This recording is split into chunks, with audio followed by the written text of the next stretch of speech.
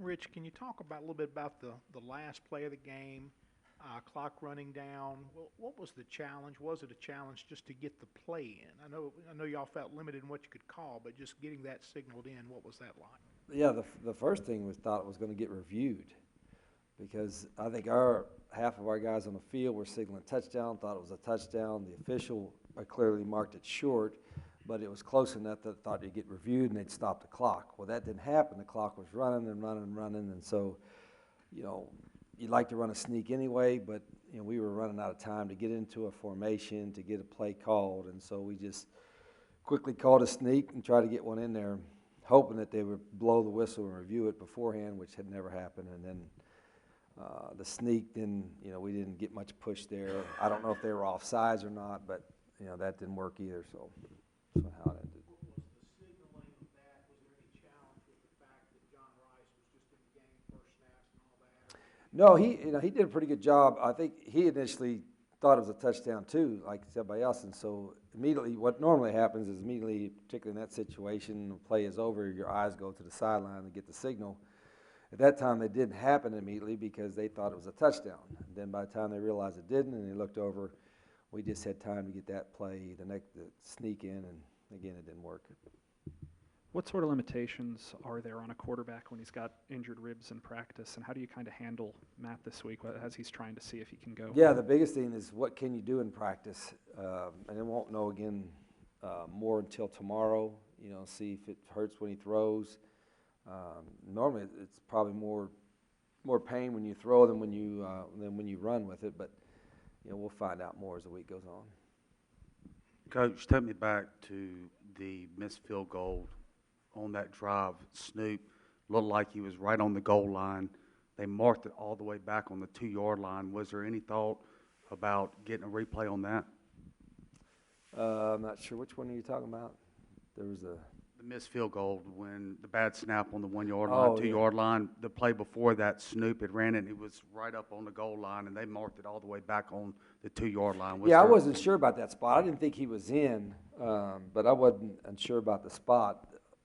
And then we've been really pretty good on the snaps, and then that one was just a little bit off. And those things, it's like a penalty or something. When you go from the 1 to the 6, it changes everything.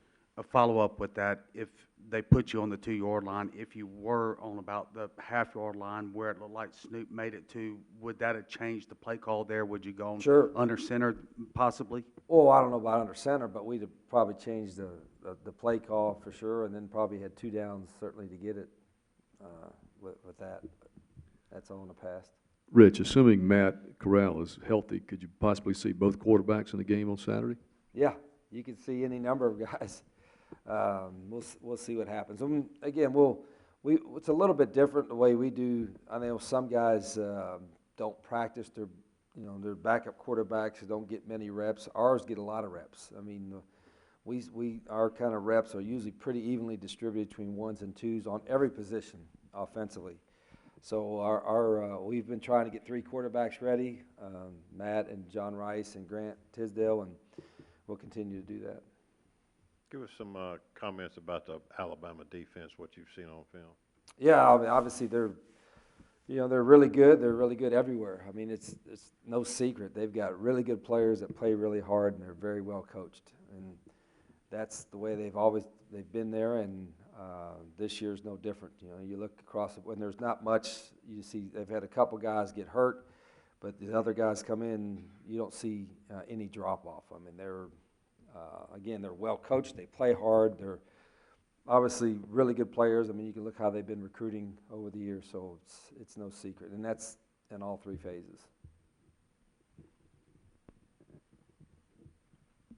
When you just look at the point totals Alabama's put up just the last 2 years, really, is there a thought to maybe you as an offense have to call the game more aggressively to kind of know that if it goes that way, you have to think that way? Well, I think there's probably along those lines, a lot of different thoughts because you play Alabama, who's so explosive. That's hard to contain them. Do you try to shorten the game? Do you try to play, like you said, more aggressively to match up? I don't know. I don't think anybody's had the right strategy. They haven't lost too many games over the years. I think more than anything, you got to try to do what you do. and be conscious of that, be conscious of what, what's happening with your defense, and Matt Luke does a great job of that, trying to, play, to help with that regard. But, right now our focus is, let's see if we can get a first down or two.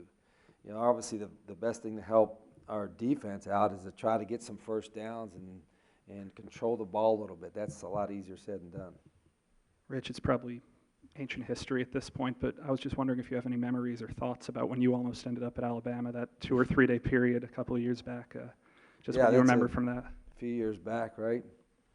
I was just wondering why I don't, all the national championships they won in the last 13, 14 years with Nick, I should get a little bit of credit,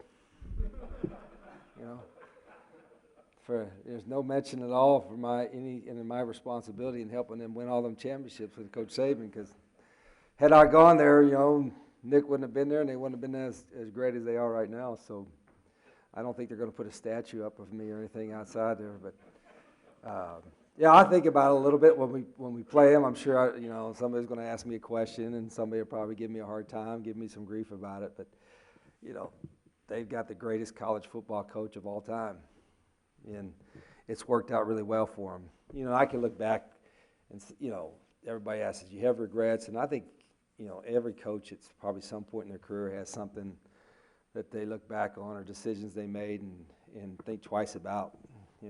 I've had great experiences since then, and I'm blessed to be here. I'm grateful I have this opportunity. But the Crimson Tide got Nick Saban, the greatest college coach of all time, and it's worked out really well for Alabama. And I know a lot of guys on their staff. I know Coach Saban, their athletic director. I know Greg Byrne. He's the one who hired me to Arizona. They got a lot of great people. I was, know their program a little bit, but it's from outside looking in, what he's done there. I mean, not only has he's built the best college football dynasty of all time, and I don't think anybody can argue that.